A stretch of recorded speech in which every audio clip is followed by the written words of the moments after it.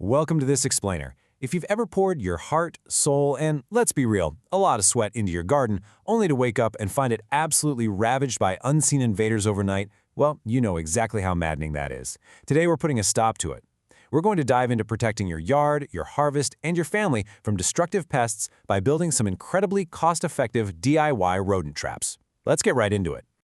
Picture this. You walk outside with your morning coffee, right?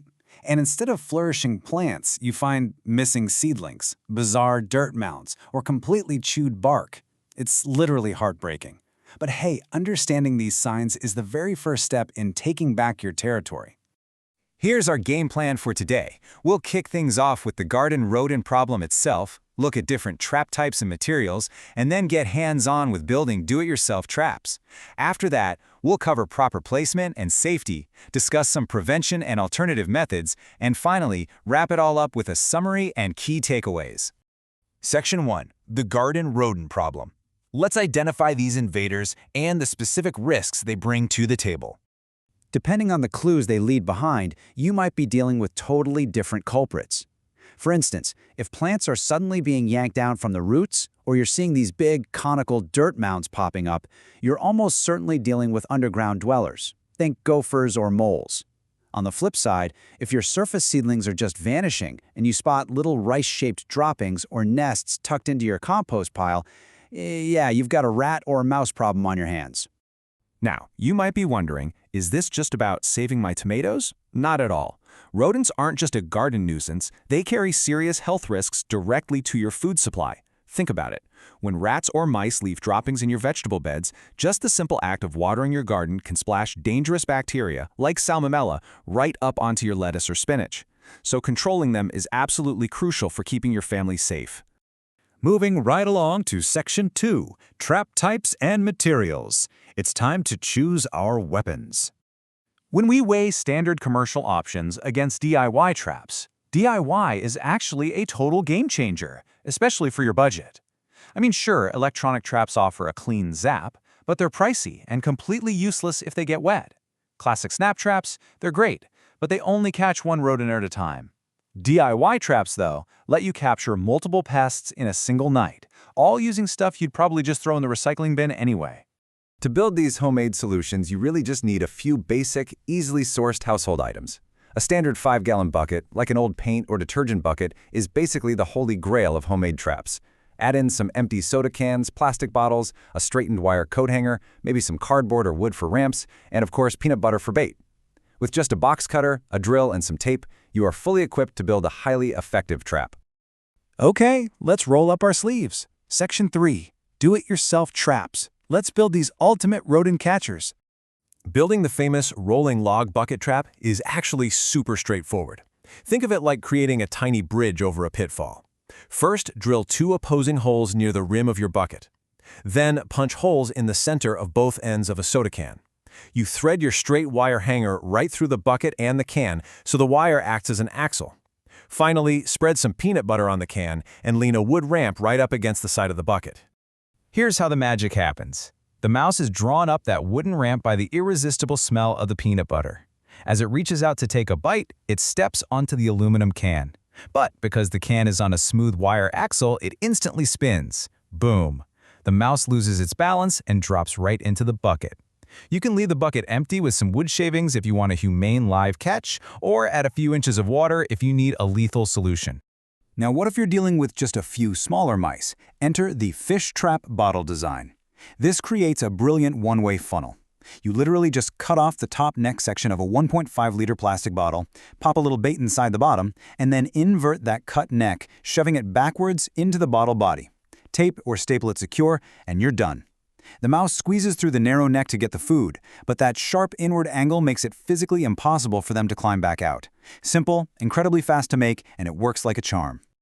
All right, the traps are built. Section 4, proper placement and safety. Because when it comes to trapping, location is absolutely everything. You see, rodents instinctively travel along edges for safety. They hate being exposed.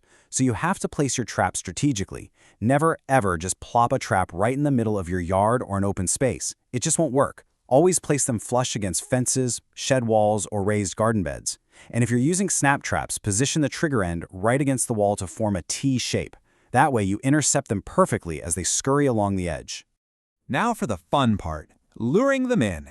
Choosing the right bait is critical. Peanut butter is the absolute reigning champion here. Why? Because it's so sticky, they literally can't snatch it and run without triggering the trap.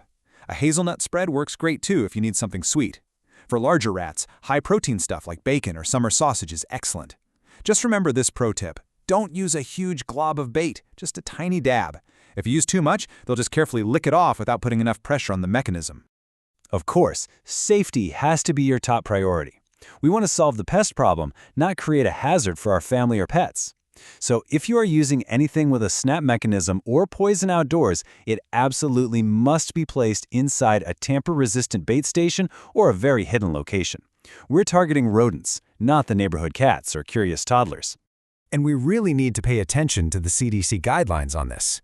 Using improper trapping methods like glue boards can actually backfire and increase your exposure to disease. When rodents are stuck alive to a glue board, they panic, and that panic causes them to urinate, which can spread nasty pathogens around your space. Snap traps or our DIY bucket traps are highly preferable for keeping your environment clean and sanitary.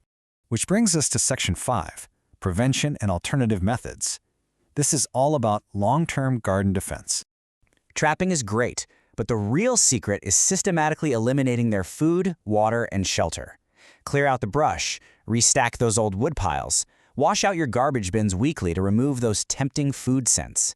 You should also turn your compost regularly so it gets too hot and moist for them to nest in. Oh, and seal up any dime-sized holes in your shed with metal or wood. Honestly, if you revoke their 5-star accommodations, they will pack up and move on. Just keep monitoring and adjusting your traps based on any new activity you see. And for those severe subterranean invaders like gophers, installing an underground barrier using 1/4-inch hardware cloth is a literal game changer. You bury it 18 inches down and angle it outward. They tunnel down, hit the metal mesh, and are forced to turn back. Yes, it's a bit of heavy lifting up front, but it gives you permanent peace of mind for those precious vegetable beds. Let's wrap this all up. Section 6, Summary and Key Takeaways. Here is your action plan. To sum it all up, successful rodent control is a multi-step process. First, identify the specific pest you have. Then, upcycle those buckets and bottles into low-cost DIY traps. Bait them smartly with a little dab of peanut butter and place them flush against your walls. Always prioritize safety over everything else. And finally, remember that you can't just set a trap and forget it. You have to combine trapping with strict garden sanitation and barrier fencing to win the war. So, are you ready to take back control of your garden and enjoy a thriving, rodent-free harvest? With these step-by-step blueprints, you now have the power to turn literal household trash into a highly effective pest control system and let your garden flourish the way it was meant to. Before we go, a quick professional disclaimer. This explainer offers general DIY advice, and results may vary. If you're dealing with a massive or super persistent infestation, don't hesitate to consult local regulations or call in the pest control experts. But before you make that call, it kind of makes you wonder, doesn't it?